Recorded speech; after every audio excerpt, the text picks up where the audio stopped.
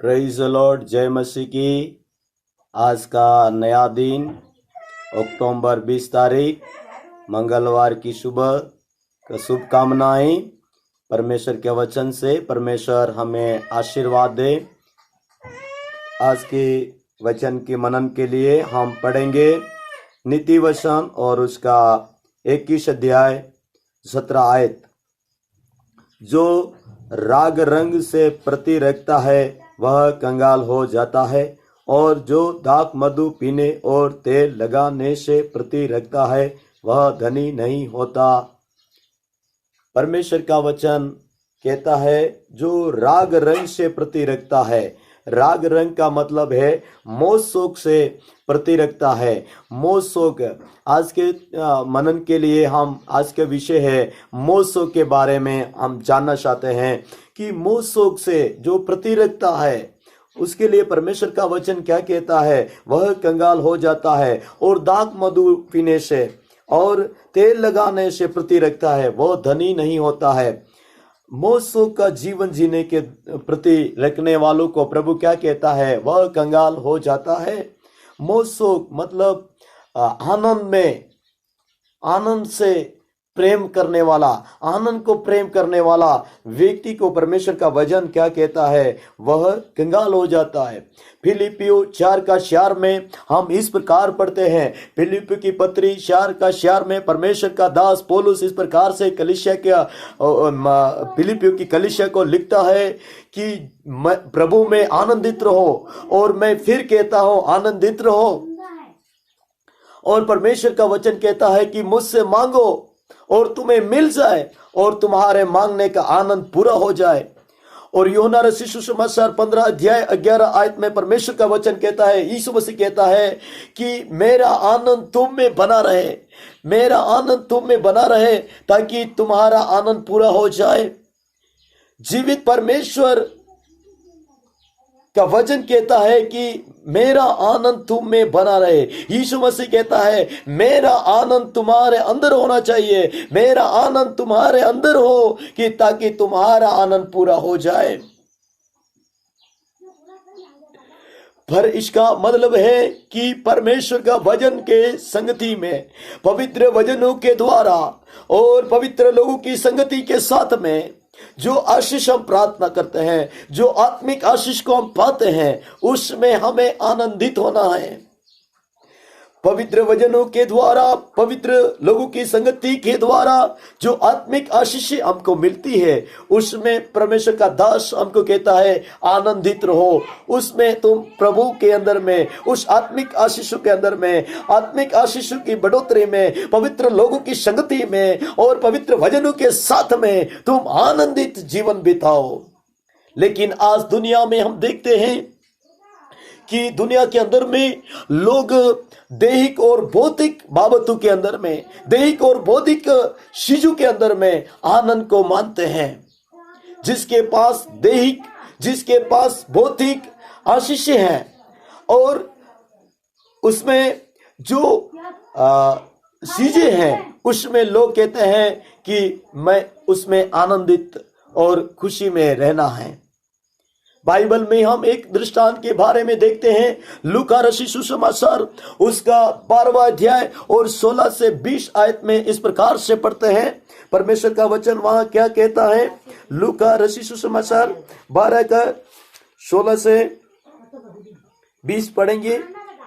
उसने उनसे एक दृष्टांत कहा, किसी धनवान की भूमि में बड़ी उपज हुई। तब वह अपने मन में विचार करने लगा, मैं क्या करूं, क्योंकि मेरे यहाँ जगह नहीं जहाँ अपने उपज इत्यादि रखूं। और उसने कहा, मैं यह करूंगा, मैं अपने बखारियां तोड़कर उनसे बड़ी बनाऊंगा और वहां अपना सब अन्न और संपत्ति रखूंगा, और अपने प्राण से कहूंगा कि प्राण, तेरे पास बहुत वर्षों के लिए बहुत संपत्ति रखी है, शयन कर, खा पी, सुख से रह। परंतु परमेश्वर ने उससे कहा, हे मूर्ख, इसी रात तेरा प्राण तुझसे ले लिया जाएगा। तब जो कुछ तूने इकट्ठा किया है वह किसका होगा। ऐसा ही वह मनुष्य भी है जो अपने लिए धन बटोरता परंतु परमेश्वर की दृष्टि में धनी नहीं।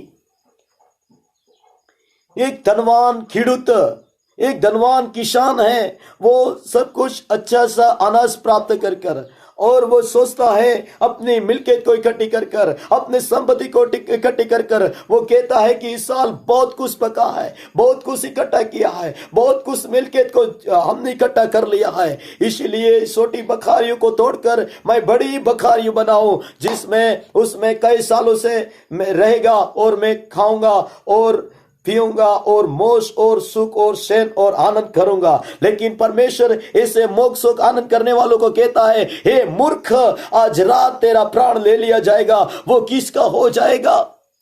ये एक दैहिक और भौतिक मोक्ष को हम देखते हैं, और उसके लिए बाइबल बताती है कि यिर्मयाह उसका 10 का 17 में लिखा है। यिर्मयाह 10 का 17 पढ़ दीजिए जल्दी जल्दी, परमेश्वर का वचन। यिर्मयाह 10 का 17 17 का 10, 17 का 10 में लिखा है, मैं यहोवा मन की खोजता और हृदय को जांचता, ताकि प्रत्येक जन को उसकी साल सलन के अनुसार अर्थात उसके कामों का फल दो। उसके साल सलन के अनुसार उसके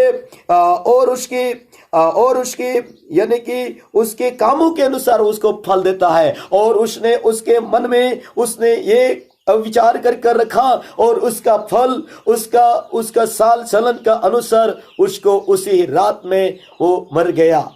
और वो सब कुछ किसका हो गया?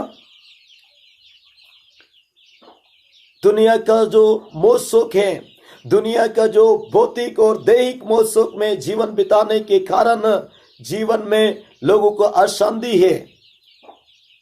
बाइबल में भी हम पढ़ते हैं, लूका 16 का 19 में पढ़ते हैं, वहां पर इस प्रकार से लिखा है। लूका रसी सुसमाचार 16 अध्याय और 19 आयत में लिखा है, वहां परमेश्वर का वचन कहता है, एक धनवान मनुष्य था जो बेजनी कपड़े और मलमल पहनता और प्रतिदिन सुख विलास और धूमधाम के साथ रहता था। एक व्यक्ति मलमल कपड़े पहनता था, बेजनी कपड़े, और ऐसे पहनकर वो सुख और विलास से जीवन बिताता था। परमेश्वर ने उससे कहा कि यानी कि वो व्यक्ति इस प्रकार से जीवन बिताने वाला, दैहिक और भौतिक के मोह में सुख में आनंद बिताने वाला, उसको परमेश्वर ने इस प्रकार से कहा कि वो व्यक्ति यानी कि ऐसे जीवन बिताने वाला एक समय में नरक में उसको एक पानी का बूंद भी नहीं मिल पाया। ये दुनिया का शोक, दुनिया का मोह और दुनिया का जो दैहिक और भौतिक आनंद के कारण उसको नरक में भी पानी नहीं मिला।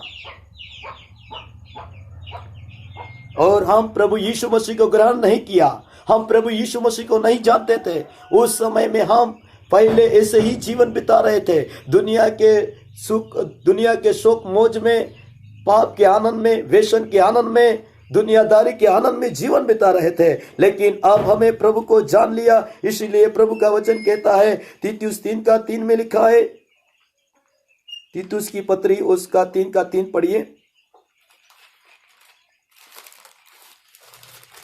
तीतुस का 3 में लिखा है, क्योंकि हम भी पहले निर्बुद्धि और आज्ञा न मानने वाले और भ्रम में पड़े हुए और विभिन्न प्रकार की अभिलाषाओं और सुख विलास के दास्तों में थे, और बैर भाव और डाह करने में जीवन व्यतीत करते थे और घृणित थे और एक दूसरे से बैर रखते थे। यानी कि हम पहले यीशु मसीह को नहीं जाना, तब हम अभिलाषाओं सुख विलास के दास्तों में थे। लेकिन अब हमें यीशु मसीह को जान लिया, यीशु मसीह को ग्रहण किया, यीशु मसीह को पहचान लिया, यीशु मसीह हमारे जीवन में आ गया, हमने बपतिस्मा लिया। अब हमें उस अभिलाषाओं में, उस सुख और विलास के दैहिक और भौतिक अभिलाषाओं में हमें फिर वापस नहीं जाना चाहिए।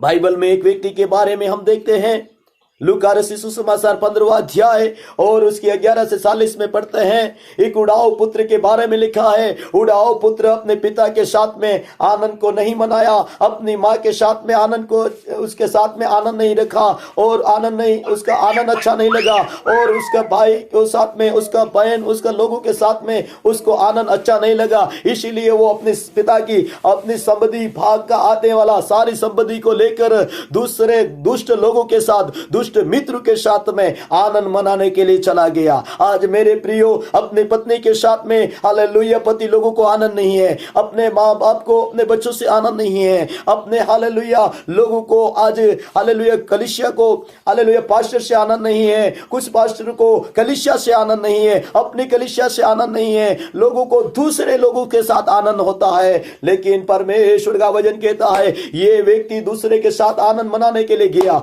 और उनका सब कुछ को हालेलुया उसने खत्म कर दिया और वो गरीबी की अवस्था में आ गया और वापस अपने पिता के पास में आने का निर्णय लिया। आज बहुत सारे लोग हैं हालेलुया अपने लोगों के साथ में आनंद नहीं मानते। दूसरों के साथ हम जीवन बिताएंगे, दूसरों के साथ बहुत बातें करेंगे, दूसरों के साथ हम बोले, दूसरों के साथ हम बैठेंगे, तभी हमको आनंद आएगा।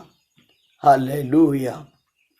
लेकिन परमेश्वर का वचन हमें यह कहता है कि हमारे लोगों के साथ में हमें आनंद के लिए परमेश्वर का वचन कहता है। यस, और हम पढ़ते हैं यानी कि पहला तीमुथियुस उसका 5 अध्याय और उसकी 6 आयत को पढ़ेंगे। पहला तीमुथियुस